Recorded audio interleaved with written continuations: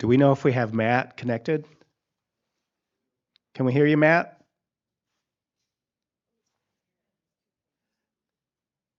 Are you muted, or are we just not hearing you on our end? Oh, Matt's muted. We're not hearing you. Says we're paired. 1 second. Testing. Can you hear me now? Yes, there we go. Perfect. Okay, great. Thank you. Okay. Welcome everybody to our second session. We're going to hear from Matthew Taylor. Matthew Taylor is not able to come to us directly today because his wife is expecting any time, and so he has, he's weighed his priorities and decided not to visit us in person. I can understand that. So Matthew Taylor is a senior Protestant scholar of the Institute for Islamic, Christian, and Jewish Studies in Baltimore, where he specializes in American Christianity, American Islam, Christian extremism, and religious politics. His new book, The Violent Take It by Force, The Christian Movement That is Threatening Our Democracy, in 2024 was released, tracks how a loose network of charismatic Christian leaders called the New Apostolic Reformation, we heard about that earlier today, was a major instigating force for the January 6th insurrection and is currently reshaping the culture of the religious right in the United States. He's also the author of Scripture People, I hope I say this right, Salafi Muslims in Evangelical Christians America. Taylor holds a PhD in religious studies and Muslim-Christian relations from Georgetown University and an MA in theology from Fuller Theological Seminary. He also serves as an associate fellow at the Center for Peace Diplomacy in New Orleans, where he works on preventing religion-related violence surrounding U.S. elections. So please give Professor Walker a hand as he begins his presentation. We do have a clipboard that I'll pass around again with questions. So if you do have questions that you want to ask, we have a all Q&A session later, or if we have time, we'll get to some of those questions during this panel as well. Thank you. Well, thank you all for accommodating my impending child. And I'm really grateful to Brian Birch and David Scott for helping to set this up. I am so glad that I get to go after Julie Ingersoll, who I consider a friend and a colleague, and who I think we are very much on the same page and are in some ways approaching some of the same data with different sets of questions. So hopefully you'll see some synchronicity between our two presentations.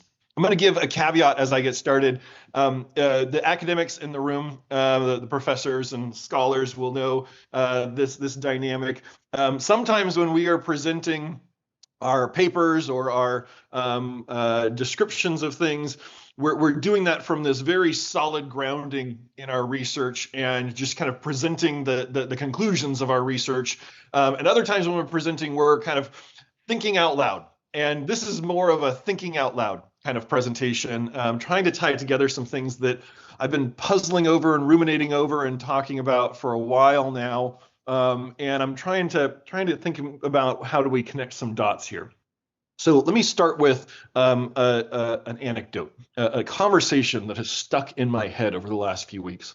A few weeks ago, I was at a conference at Notre Dame, conference about Christian nationalism. I was giving a little presentation there. And after my presentation, on one of the breaks, this guy makes a beeline for me and comes right up to me. And it turns out he's a researcher he's a scholar who works on white supremacy. And my own research approach is I actually try to interview as many of the people that I'm researching as possible to try to understand them. And he has a very similar approach. So he's interviewing all these white supremacist leaders. And he tells me this story of how he was just a week or so before was interviewing a leader from this white supremacist group called The Base that was this anti-Semitic group that was founded in 2018.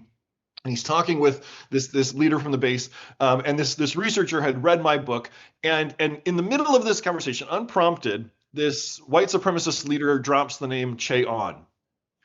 And if you read my book, you would know that name. But for those who haven't, Che On is a Korean American pastor of a multi-ethnic church in Pasadena, California. He's an alumni or alumnus of Fuller Seminary, the same seminary that I went to.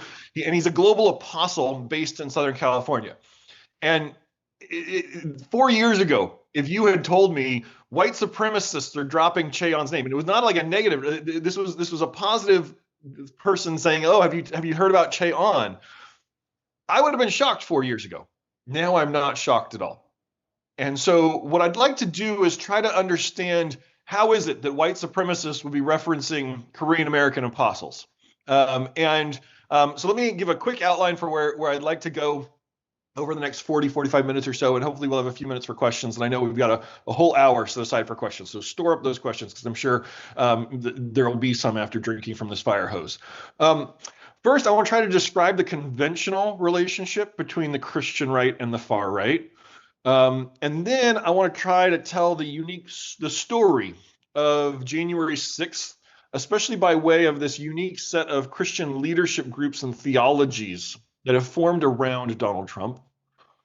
And then I want to try to look at the convergences that have changed the landscape of the far right really the entire right in America since January 6th. And finally, I want to try to understand what role this thing that I'm calling the Christian far right of tomorrow is playing in our politics. So that's roughly where we're going here. So let's start with thinking about the conventional, what we might call the respectable American religious right. And I'm dating this roughly 1980 to 2015. So roughly from the beginning of the Reagan era to the beginning of the Trump era. The conventional American religious right was dominated by elite and institutional evangelicals, mostly white evangelicals, especially the Baptists, with a few Catholics in the mix. And you had people like Jerry Falwell of the Moral Majority, or James Dobson of Focus on the Family, or Paul Weyrich, one of the leading Catholics in the movement, who helps found the Heritage Foundation.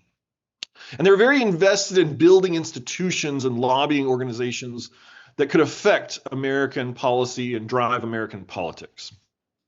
Now, they also assumed liberal democracy, liberal participatory democracy, as the context to be Christianized, right? They're Christian nationalists. They want to make our nation more Christian, but they're understanding that we're playing within a democratic playing field. And so they would do things like publish voter guides for voters. They're very careful not to cross that line of, technically nonprofits aren't allowed to endorse candidates. And so they would just lay out all the issues and positions, and you could insinuate where that you were supposed to go, where you're supposed to vote. They organized marches and mass mobilization campaigns. And it was premised on the grassroots leveraging of Christian demographic power. Right? We're the moral majority. And if we can just mobilize the moral majority, then we can take over American politics. There's a good quote here from Ralph Reed, who was the head of the Christian Coalition. In an interview with Time Magazine in 1995, he says, "You have to organize, organize, organize, and build and train so that there's a permanent, vibrant structure of which people can be part. And if we do this right, we will be larger and more effective, and will reach more people than the Republican and Democratic parties combined." And if you hold that in connection with the fact that up until 1990, at least 90% of Americans identified as Christian, that was not a wild claim. That if you could just unite all Christians around a particular political platform, it would dominate American politics. So that's the religious right. And then we had the far right, at least the pre-Trump far right. Not so much a coherent coalition, and more just a kind of an amalgam or a potpourri of different extremist groups, different causes, different ideologies. I'm going to offer a little bit of a taxonomy here. I'm really drawing this from Mark Pitkovich's article, Surveying the Landscape of the American Far Right. But he kind of breaks it into three big groups. One is white supremacy. And that includes groups like the Ku Klux Klan, kind of this traditional American white supremacist group with origins in kind of the Reconstruction era South. Neo-Nazis tapping into the kind of post-World War II global fascist movements. And then this movement called Christian identity that gets its start in the early 20th century, really tapping into Pentecostal theology, but then adapting that theology for this very virulent form of racism called the Christian identity movement. So that's one cluster. And then there's another cluster of these anti-government extremist groups and movements. And this includes groups like the sovereign citizens who reject the idea that the government has any sovereignty over them, or the anti-tax movement, or the militia movement that is by and large very anti-government. And then you have a set of what he calls single issue movements, anti-abortion extremists, anti-Muslim extremists, anti-immigrant extremists, anti-public lands extremists, groups like the Bundys who were trying to protest about a decade ago against some of these federal policies around public land use. Right. So I created this more as a Venn diagram to recognize there's not real firm lines between these groups, but it's kind of this potpourri of different kind of extremist movements that were seen as kind of fringy. And so if we think of the spectrum of the continuum of the mainstream right to the far right, and this is again conventionally speaking before Trump, we would have kind of the more centrist end that is closer and closer to what we would call the center of American politics. And that's where a lot of these religious right organizations would have tried to position themselves kind of in that respectable zone. And then you had a kind of nebulous buffer zone between the respectable, the mainstream right, and this far right, the sovereign citizens and neo-Nazis and anti-abortion extremists. And that was kind of how things operated. And the Republican politicians, if we're thinking in terms of kind of the political spectrum, Republican politicians and pastors and lobbyists very much tried to stay in that kind of respectable lane. And then you had, and this was especially in the Obama era, this emergence of the Tea Party and some of these activist groups that were kind of straddling the buffer zone. You had some of these American Republican politicians playing footsie with the far right through the Tea Party, but they were still kind of trying to stay away from the furthest right, these groups that we might call the extremists on the furthest right. Right. And so there were these coalitions, but they were trying to kind of hold a certain line in terms of what was allowable, what was acceptable in mainstream right-wing politics. Now, obviously, this is a spectrum with certain themes that run throughout, like Christian traditionalism or smaller anti-government sentiments or free market economics or racial animus. Those things you can kind of say, well, those things are themes that run throughout. But they vary in intensity, right? And the more you get into the far right, the more intense some of those sentiments become, but not universal, right? These anti-abortion extremists might not be on board with the Islamophobic extremists, might not be on board with the militia groups, right? These are not necessarily united communities. And Christianity, or what we might call today Christian nationalism, was an important dimension of this whole right-wing spectrum, but it was not especially emphasized by the far right. There were secular white supremacist groups. There were secular anti-government groups. They weren't necessarily all animated by Christianity. And what separated the old school far right from the mainstream religious right was this buffer zone of respectability and in Republican politics. And then the last point is the far right was more extreme in its rhetoric, more willing to use violent threats or violent actions, and more accelerationist. And I'm glad that Julie used that term as well, because I think it's a really important one for understanding the moment that we're in. More accelerationist in terms of willing to overthrow the current regime in order to completely destroy the system so that something new can emerge out of the ashes, right? That's more the tactics of the far right than the mainstream right historically. Now, I want to focus in on one portion of Christianity that Julie already previewed a little bit. This is what we would call independent charismatic Christianity. And this is a segment of Christianity that in the Trump era has moved from the fringes of evangelicalism into the heart of evangelicalism.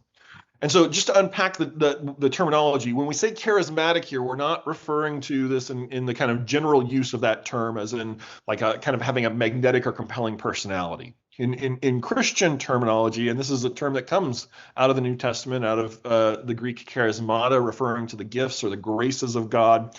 And so to say you're charismatic in the Christian sense today. These are Christians who are invested in accessing the supernatural gifts from the Holy Spirit that are described in the life of the early church. Things like speaking in tongues, performing miracles, gifts of prophecy, right? So this is the more supernatural spirituality that has emerged in the 20th and 21st century as a big part of Christianity. And when we say independent, that is a synonym for non-denominational. Right? So these are communities and individuals who are not attached to the bureaucracy and accountability and governance of denominational bodies. And when you put these two factors together, the independent and the charismatic, what you get is the fastest growing segment of American and global Christianity. Some scholars who study this estimate that in 1970, there are about 44 million independent charismatics in the world. By 2020, it was up to 312 million. So we're talking about a portion, a segment of global Christianity that is roughly doubling in size every 20 years, which is just a remarkable rate of growth. It's ethnically diverse and globally connected. This is not merely an American thing. This is a global trend that is changing the face of global Christianity even as we speak. This is the realm that you might recognize of televangelists and non-denominational megachurches and celebrity preachers. Those folks tend to inhabit this independent charismatic space. I sometimes will refer to this as the Silicon Valley of the American church. Highly innovative, very tech savvy, a lot of entrepreneurial personalities, a lot of fresh ideas, a lot of energy and excitement, not a lot of regulation, not a lot of accountability. Not a lot of big institutions that are holding all these things in check. So how do you know if you're encountering some independent charismatic people or you're attending an independent charismatic church? Well, here's some of the markers that you might notice. Things like ecstatic and experiential worship. Their church services feel like a rock concert mixed with a revival service, right? The very, very immersive and kind of self-affirming forms of worship that really fill you with kind of energy and excitement. They believe in modern prophecy, not just biblical prophecy. Most Christians, I would say, believe in biblical prophecy. There are passages in the Bible that allude to future events that have not yet been fulfilled. These folks believe in modern prophecy. They believe in biblical prophecy as well, but they believe that there are prophets living today who are speaking the words of God to individuals, to communities, to nations, in the same way that the prophets of the Hebrew Bible did. They are longing for and engaging in activity toward bringing about local and or global revival. These folks talk about revival all the time. And by revival, they don't just mean more people converting to Christianity, but they mean a renewal of Christian spirituality, a new energy in Christian spirituality. They tend to put a very strong emphasis on spiritual warfare, and I know Julie mentioned this as well, this idea that there are angels and demons battling in this invisible spiritual realm, and that those angels and demons and their battles affect us. They affect humanity, and we can in turn affect them back if we engage in certain practices, things like devotional Bible reading or singing worship songs, or maybe at the more extreme end, performing an exorcism, right? All those are types of spiritual warfare in this world. They also have a widespread, not always, but a widespread belief in what they call the fivefold ministry. This comes out of Ephesians chapter 4. And the idea in Ephesians chapter 4, the author names 5 ministry roles that are relevant to the life of the church: apostles, prophets, evangelists, pastors, and teachers. And in the independent charismatic world, they would say, well, we have the evangelists, pastors, and teachers. What we really need in the modern world are apostles and prophets. We need to renew the offices of apostles and prophets, these ancient forms of Christian leadership. We need to bring those back. And one of the other things that really unites this world, because it's not an institutional world, right? Because there aren't these big overarching denominational institutions. What unites them is media, especially niche charismatic media and the celebrity culture that has grown up in that world, but around these televangelists and apostles and prophets and messianic rabbis and revivalists. There's this whole wide-ranging network. It's a relational network, not a formal network, of these independent charismatic celebrities around the world. Well, in the 1990s, there was a very important group of leaders who emerged out of this independent charismatic space, centered around this guy, C. Peter Wagner. And Wagner himself was a seminary professor. Actually, he was a professor at my alma mater at Fuller Seminary. And he was a professor of church growth, an expert in how do you help churches and movements to grow through conversion or through attracting more people.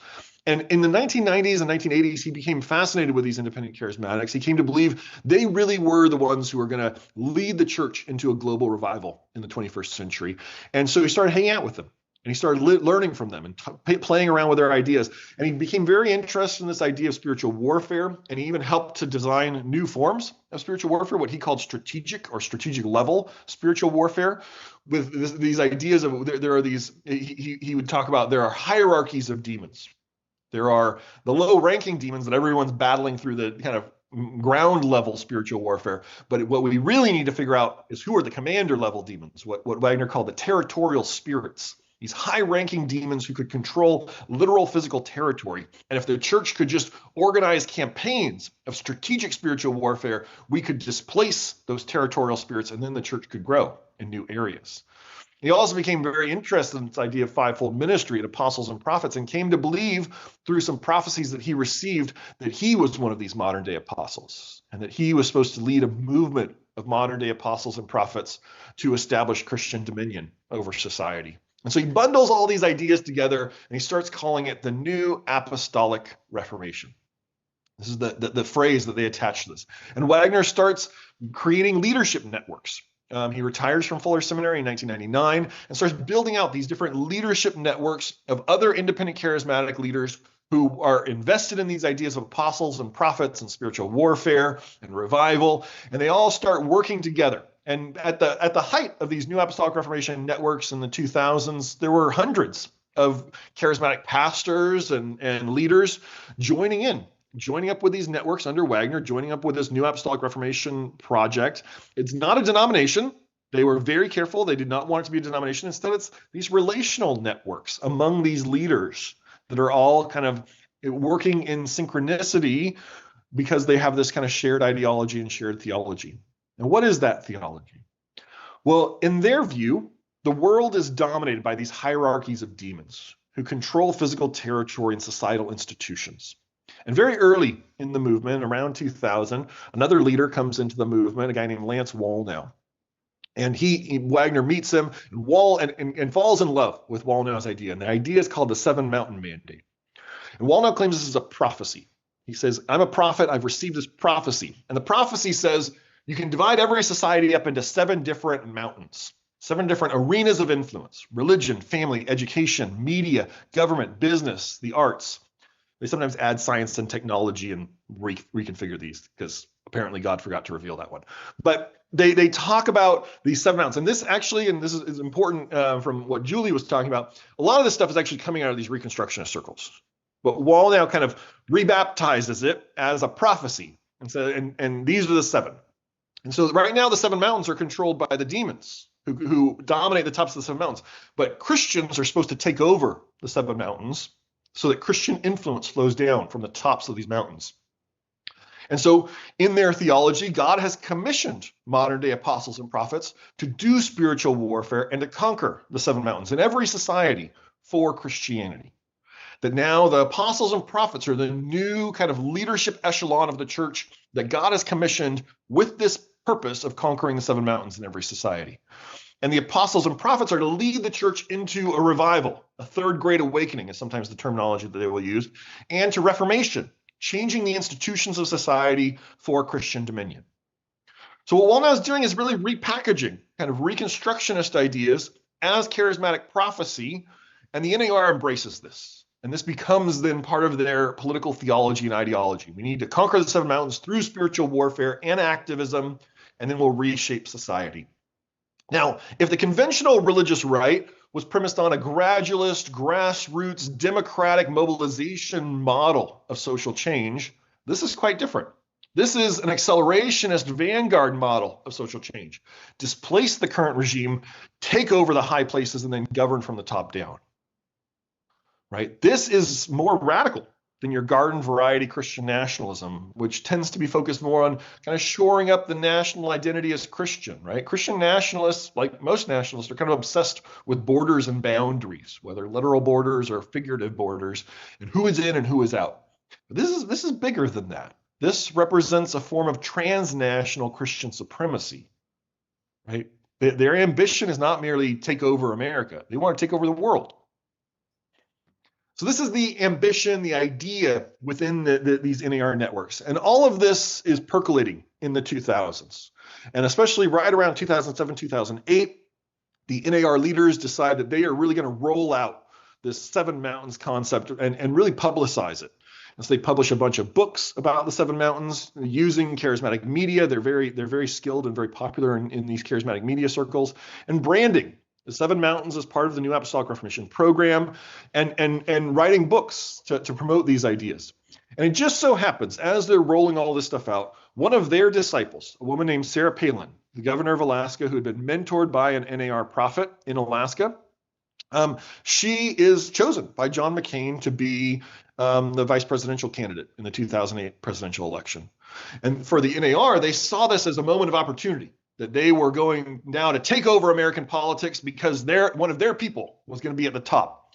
Of course, McCain and Palin lose to Obama and Biden, and this leads them into a season of real frustration during the Obama administration. They feel like there's a destiny for America that is not being fulfilled. And it's during the second Obama administration, very early on in the second Obama administration, that a man named Dutch Sheets, who was another apostle in this movement, another mentee of Peter Wagner's, he claims that he receives a prophecy.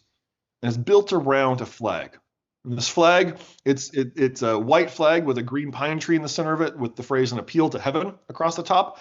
And this was a Revolutionary War flag. It was a flag that was commissioned by George Washington to fly over the Massachusetts Navy in the Revolutionary War. But Dutch Sheets discovers this flag, and he claims that there's a prophecy about this flag.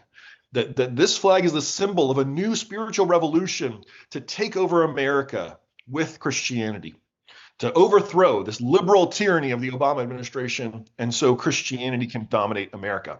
And he starts rolling out a campaign, and Sarah Palin helps to promote the Appeal to Heaven flag, and the other NAR leaders promote the Appeal to Heaven flag. And in 2015, Dutch Sheets writes a book titled An Appeal to Heaven. And all of this is being rolled out as this new spiritual warfare campaign, prophecy campaign to remake America. And all of this happens to dovetail with, in 2015, Donald Trump entering the American presidential politics.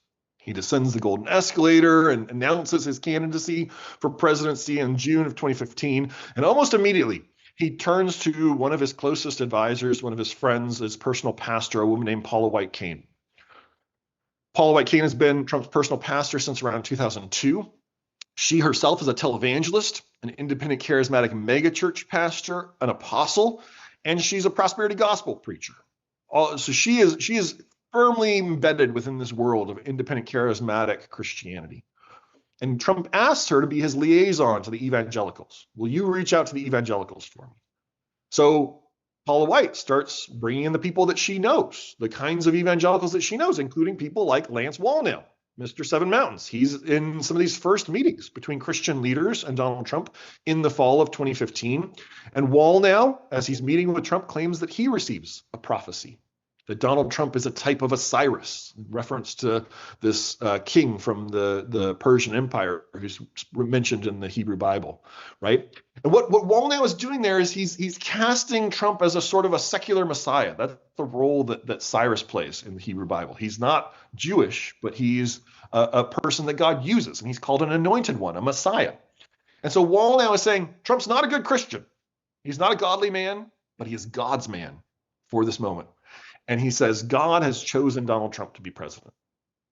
Now, Peter Wagner is paying attention as Lance Wallnau, his mentee, is saying this stuff. And so Peter Wagner, early in 2016, endorses Donald Trump as well. And this leads to the rest of the NAR leaders really jumping on board the Trump train because Wagner is very respected. It also happens that Wagner's on his deathbed in 2016. And so as the 2016 campaign is playing out, Peter Wagner is dying. And Lance Wallnau becomes one of the foremost Christian leaders endorsing Donald Trump, publishing op-eds about how he has these prophecies about Donald Trump becoming the president, publishing an entire book called God's Chaos Candidate, promoting this narrative of Donald Trump as Cyrus and Donald Trump as the prophesied president. And in October of 2016, right before he dies, as he's in hospice care, Peter Wagner casts his absentee ballot for Donald Trump, one of the last acts of his conscious life. And this is seen by the NAR leaders as a final prophecy from Peter Wagner about Donald Trump. When Trump wins in 2016, the NAR leaders decide this is our moment. This is our opportunity. We need to do spiritual warfare to protect Donald Trump.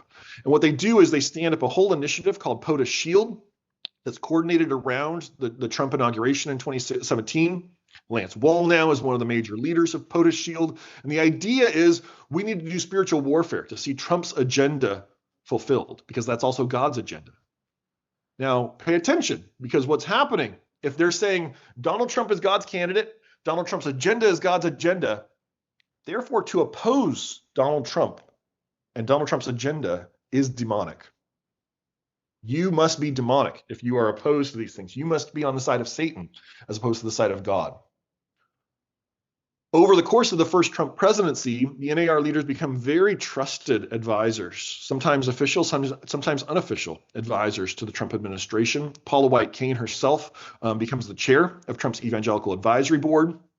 And at least half of every one of Donald Trump's evangelical advisory boards has been independent charismatic leaders. At least half have been independent charismatic leaders, because Paula White Cain is the gatekeeper, and those are the people that she's bringing in, including many of these NAR leaders.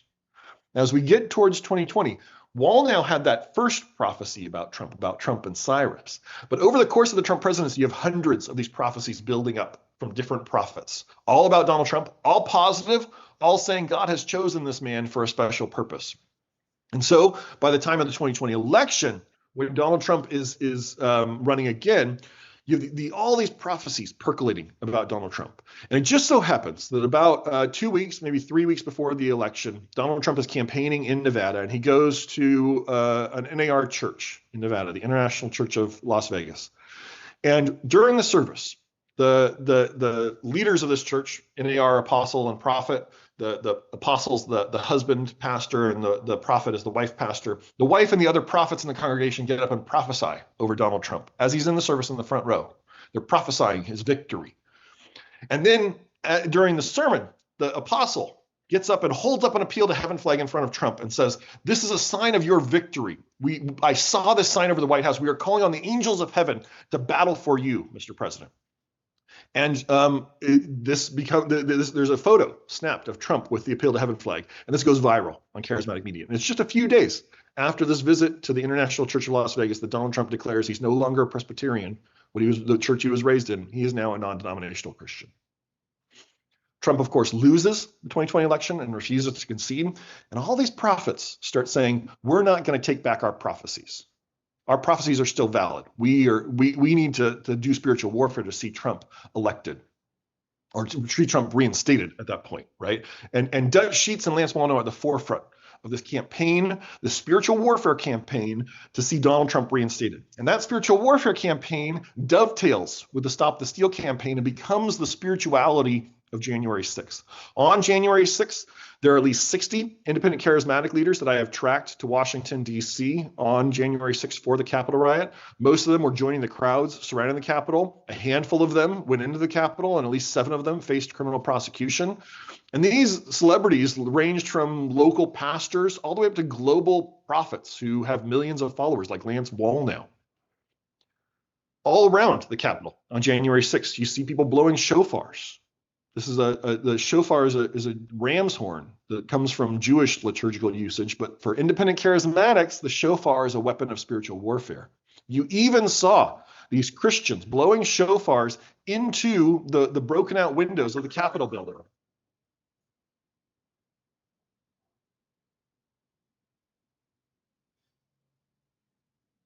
These are spiritual warfare practices. Why do you see Christians gathering in large groups around the Capitol riot to sing worship songs? Even as they're yards away, people are beating up Capitol police officers, and there's groups of Christians standing around singing worship songs. It's spiritual warfare. That's what they're doing. They believe that they are defeating the demonic conspiracies that are stopping Trump from taking office again. Lance Wallnau was there on January 6th. He was scheduled to speak at one of the rallies that day alongside Marjorie Taylor Greene and Lauren Boebert and Roger Stone and a number of other far-right figures. That rally got canceled, and so he went back and broadcast from his Trump International hotel room on a televangelism show called Flashpoint. We see appeal to heaven flags all over the place on January 6th. There's dozens, maybe even hundreds of Appeal to Heaven flags in the crowds around the Capitol. You see them gathering at the Trump rally. You see them walking across the National Mall past the Washington Monument.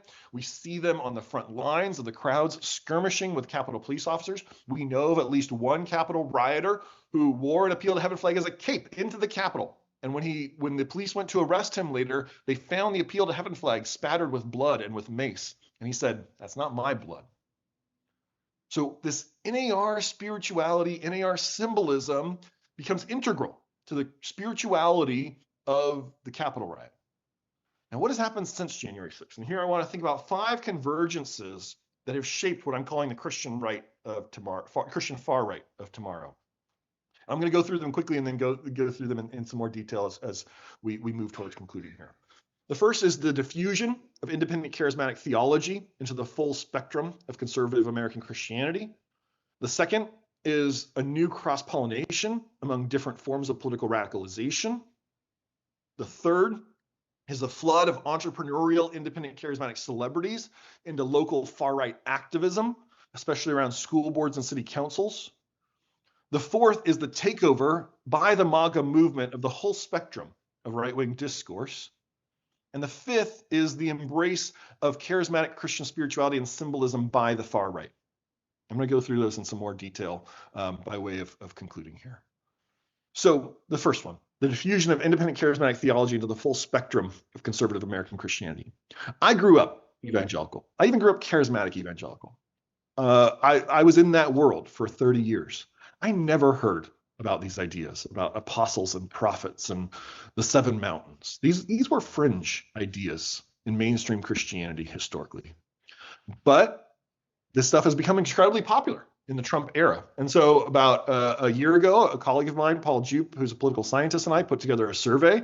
And we asked, it was all American Christians in the survey, and we asked about these NAR ideas, like apostles and prophets and the 7 mountains and strategic spiritual warfare. 6 out of 7 of those questions came back with more than 50% of evangelicals agreeing with those statements. So these ideas that were fringe are now very, very mainstream in American Christianity, especially American evangelicalism. And you've seen this diffusion. You'll find people today talking about the 7 mountains who are not charismatic. They might not even have any attachment to this as a prophecy, but they've adopted it as a strategy.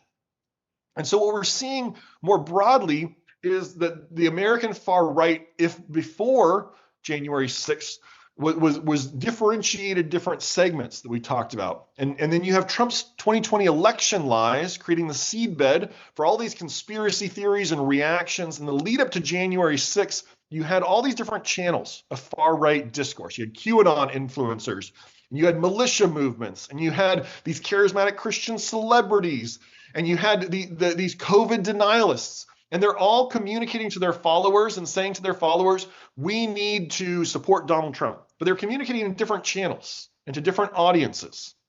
And all these groups show up on January 6th and are part of the action that day, but they came for different reasons and from different communities.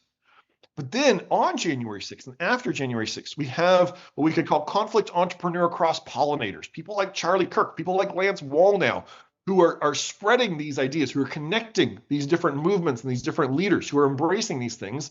And what that has led to is an environment on the far right after January 6th, where all these things that were separate and differentiated before have now all become hybrids, where all these things are merging together. They've all cross-pollinated, and we have this thicket of these different hybrids of new conspiracy theories, overlapping groups, and mixed ideologies. I think, as Julie was pointing out, thinking that this is coherent is going to mislead you because it's not coherent. It's spreading all over the place in all kinds of different directions. And it's not something that you can easily kind of map or describe because sometimes people are just picking up on different elements of this. Who knows what channels people are listening to? Some people are listening to both QAnon and militia movements. Some people are listening to militia movements and these charismatic leaders. Some people are listening to the whole spectrum. So what we found now is this new cross-pollination among different forms of political radicalization. And this is the second point. Why is a leader from the base referencing Che On?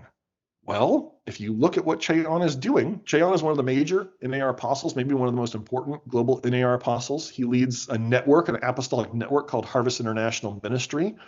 And Harvest International Ministry claims to have 25,000 ministries in 65 countries. Not 25,000 individuals, 25,000 ministries, churches and nonprofits that all look to Cheon as their apostle, one of the most influential and important apostolic networks in the world.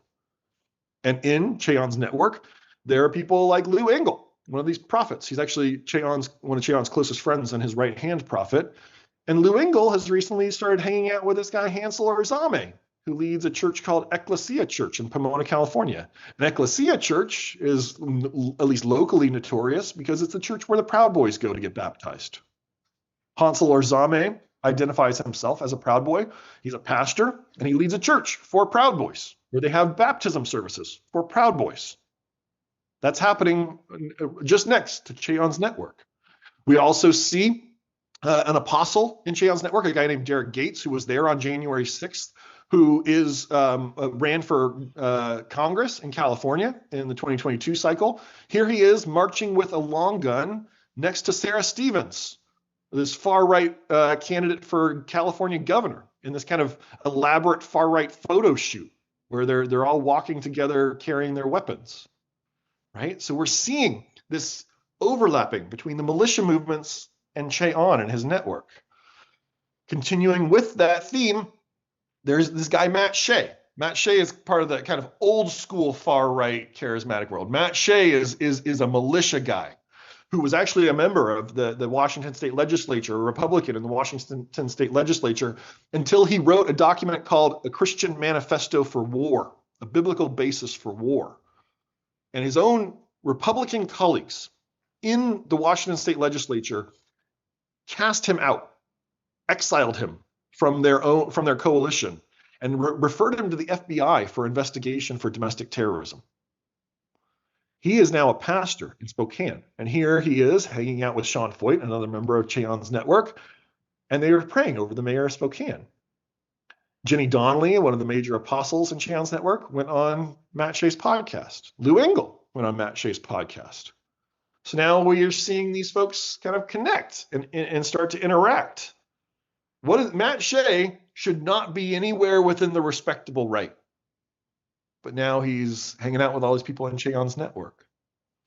We've also seen, and this is the third point, this flood of entrepreneurial, independent, charismatic celebrities into local far-right activism.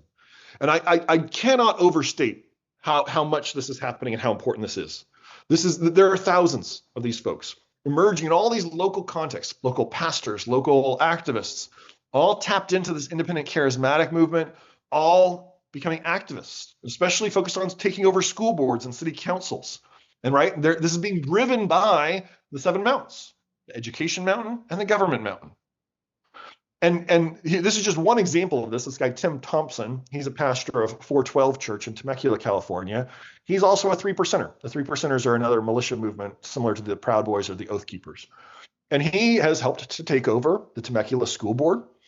Partnering with the Proud Boys, he sent 3 members of his congregation who are also Proud Boys to January 6th, and they were filming videos on January 6th saying, "Hey, Pastor Tim, we're here. We're doing what you told us to do. We're helping put Trump back in office." They were all prosecuted for their role in January 6th. But then look at this other image that we have here. This is a fundraising event in Temecula. And look at there's Tim Thompson kind of on the second from the right, but it's also Eric Trump and Kash Patel and Alina Habba, people who were obscure 3 years ago, but who have become quite prominent in right-wing, far-right politics today. And they're hanging out with Tim Thompson. Our fourth convergence that we are seeing is the takeover by the MAGA brand of the whole spectrum of right-wing discourse. So if before, what we saw at the beginning of this spectrum of the right was these kind of respectable Republican politicians and pastors and lobbyists staying on the right side of the buffer zone, well, what has shifted with MAGA taking over, the Make America Great Again ethos and movement taking over, is now we're seeing everyone being pulled to the right. That's what polarization means. People on the left are pulled more to the left. People on the right are pulled more to the right. MAGA is a radicalization, polarization movement. pulling people on the right into the far right, and uniting everyone, radicalizing everyone and uniting them around Donald Trump.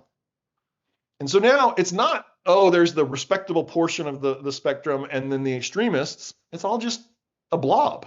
They're all together. They're all connected. Last point, the embrace of charismatic Christian spirituality and symbolism by the far right. I'm going to offer a number of examples here. So one way we see this is through this embrace of baptisms and spiritual warfare by broader groups on the far right. Here's Roger Stone referring to Trump as the Lord's apostle. Where's he getting that language? Hansel Orzame baptizing Proud Boys. They're at the Reawaken America tour, one of these real convergence points where all these far right groups came together in the interim between the first Trump administration and the second Trump administration. They were baptizing people in horse troughs. They weren't teaching them about Christianity. They were just baptizing them into Christian nationalism and far right Christian activism. You have Tucker Carlson talking about spiritual warfare, right? They're adopting the language of the NAR. Another place we see this is in these worship music and experiences, right? So you have Sean Feucht praying over the Spokane mayor. Sean Feucht has also posed with militia members and invited militia members to provide security, quote unquote security, for his worship concerts. And Sean Feucht has even threatened anyone who protests, saying, hey, I've got these Proud Boys and other folks protecting me, and if you mess with them, you'll meet Jesus one way or another. This is a worship leader threatening violence against anyone who shows up at his concert who protests. You have Lance Wallnau leading this thing called the Courage Tour. I went to one of the stops. It started out as a Pentecostal revival. There were people speaking in tongues and singing worship music, and Lance Wallnau praying over people. That was the first half hour.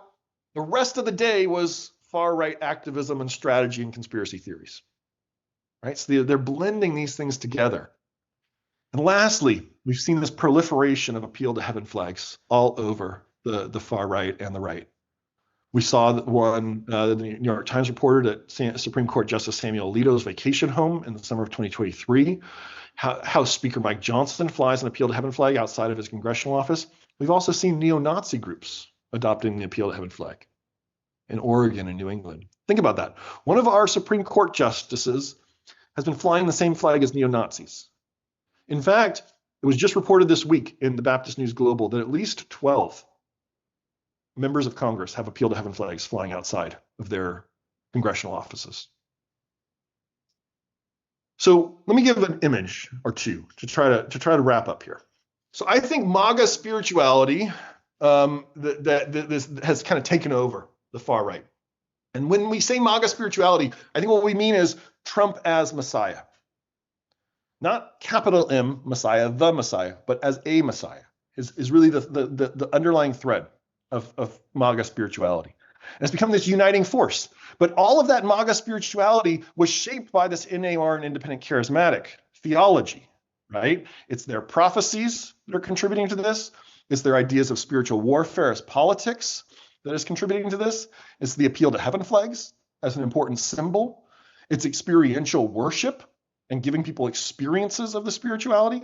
And it's the Seven Mountains activism that are all building together around Donald Trump, creating this aura around him that then everyone else is tapping into. And as a final just analogy, and I'll close with this image. I think by analogy, we might think about the old right as kind of a wall of different plugs with different inputs, right? And those different inputs were things like free market economics, Christian traditionalism, racial animus, anti-government sentiment. And you needed different plugs to plug into these different forms of far-right activism. And some people had adapters that they could go across, but you really had to kind of work it out. The Christian far-right of tomorrow that is already here is more like an overloaded MAGA spirituality outlet, all built around Trump as Messiah. And all these different groups are able to plug in to this overloaded outlet. QAnon and Oath Keepers and neo-Nazis and evangelicals and Catholics and Proud Boys and anti-trans and tech utopians can all plug into this spirituality that has Trump at the center of it. And this group's a lot bigger than we would want to think. They are, and I'll just end with a statistic. Coming into the 2024 election, 1/3 of Americans believe that Donald Trump won the 2020 election. In order to believe that, you have to believe conspiracy theories because there is zero evidence for it. 1/3 of our fellow Americans are stuck in this MAGA spirituality, Trump as Messiah matrix. They are not connected to reality. And they are very, very jubilant at what's happening right now. Thank you.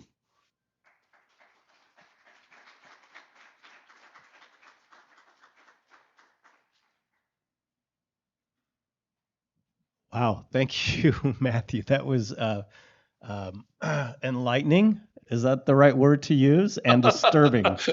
I rarely get that word used about my work. It is 50 minutes after the hour. I know there are some students who have to leave for other classes. Don't forget to scan the QR code if you do need to have roll taken. Matt, would you be okay if we had a few questions while people are kind of mulling in and out? Okay. So let me start on this side this time. And please make sure you speak into the microphones because we are recording and we need to be able to hear that. So I just had like a question about Trump as the Messiah. Do you think that this kind of ideology, this like fast growth, is only possible through like Trump, or do you think it's just a manifestation of any average like person? Like, do you think this is only special because Trump has some unique quality about him that makes it this way? It's a great question. I don't think, I don't know of any other Republican leader who could have united this coalition. I think Trump has qualities that he's very malleable. He's very capable of winning over these different groups and casting himself as simultaneously the leader of white nationalism and Christian nationalism and whatever his economic vision is, however you want to describe it, and his populism, right? He taps into all these different pre-existing discourses and unites them around himself. I think the spirituality has been very important for that as well. But even that, they were looking for a figure like Trump. They needed a person like him. And I don't think that if he were to die tomorrow, I don't know what would happen to this coalition. As Julie was saying, they're all plugged into the same outlet, right? It's an unstable situation. And there's a lot of real fissures among these different groups that they've chosen to paper over right now. If Trump were to disappear from the scene, I don't think that they would all just unite around J.D. Vance. I think what we would see as a internecine civil war among these different factions on the far right. Then again, somebody else could arise. And I think thinking about future generations, I'm especially watching figures like Tucker Carlson and Charlie Kirk, because they are also people who are able to straddle the kind of media and far right political world and kind of are popular across the full spectrum of these groups and can kind of speak the coded language, use the shibboleths of the white nationalists and the neo-Nazis, even as they're speaking the language of charismatic Christianity. So I think there are up and comers, but they aren't necessarily in politics right now. And if Trump were to pass away, I think we would just see probably chaos.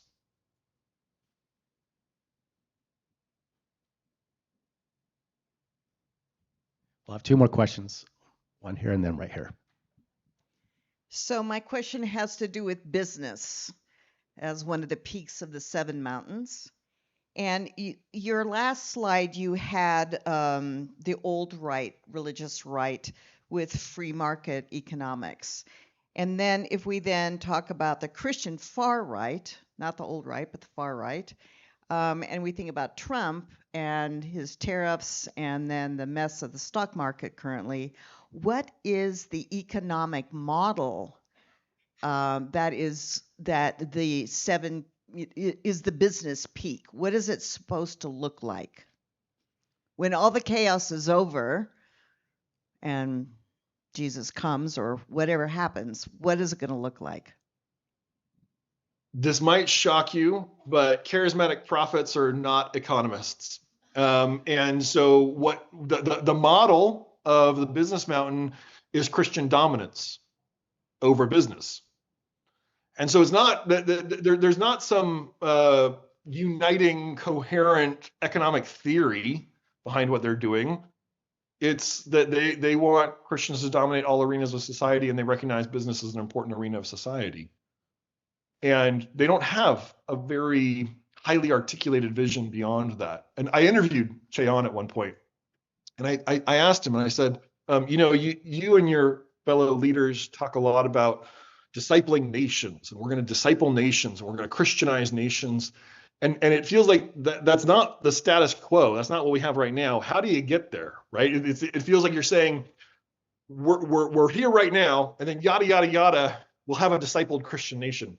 How do you get there? And what about people who don't want a Christian nation? And are they going to have the same rights as everyone else? And he said, well, no, because if when the father in a household converts to Christianity, everyone's better off. And so we need the leaders of our society to convert to Christianity so that everyone will be better off. That's about the depth of their thinking on the matter.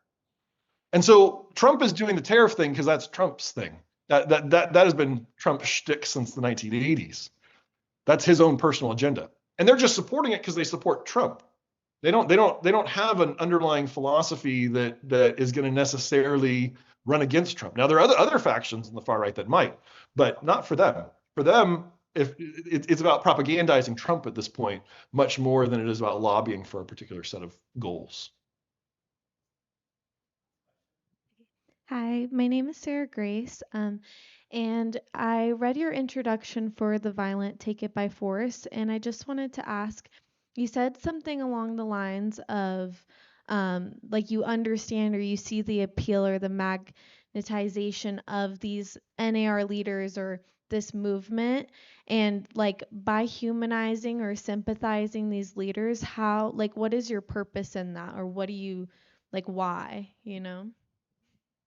Yeah, thank you. Part of the challenge we have right now is we are a very polarized society, and the left can't speak to the right and vice versa.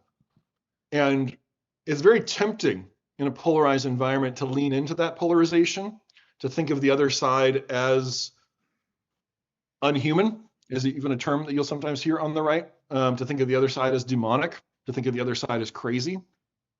Unfortunately, if you go down that path too far, you will lose your democracy the other direction. And so because these folks are so polarizing, because they're so willing to label their enemies demonic and crazy and unhuman, I think part of the obligation of those of us who are committed to liberal democracy is to humanize them and not play into those same tropes. Part of it is also a theological commitment for me as a Christian. I don't want to demonize anyone. I don't want to dehumanize anyone. But even just at a practical political level, if dehumanization feeds dehumanization, and that just leads to further polarization. And so I think it's important that we understand these people. The leaders of the NAR are very, very intelligent people. And we need to understand that they are very well calibrated as leaders to their movement. And dismissing them as crazy doesn't get us anywhere. Thank you. That's all the time we have today. Sorry. We just have to get our next speaker on. Please, everybody give Matthew a hand. Thank you, Matthew. That was fantastic. Yeah, we are getting ready for our next session in just a few more minutes.